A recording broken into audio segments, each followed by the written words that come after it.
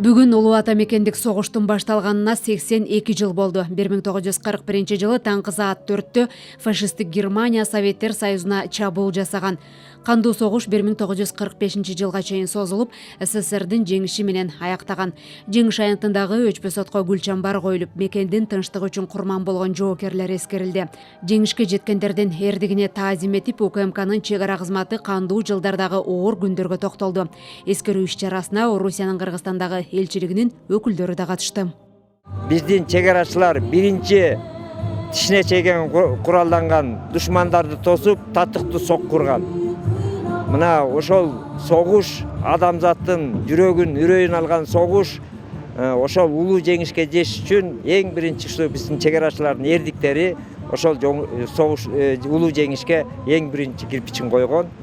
Бүгүнкү күндө Кыргызстандын чек арачылары биздин ошол кезекте курман болгон, ошол кезекте эрдиктерин көргөзгөн чек арачылардын жолун жолдоп Кыргыз Республикасын татыктуу кайтарып келе жатышат.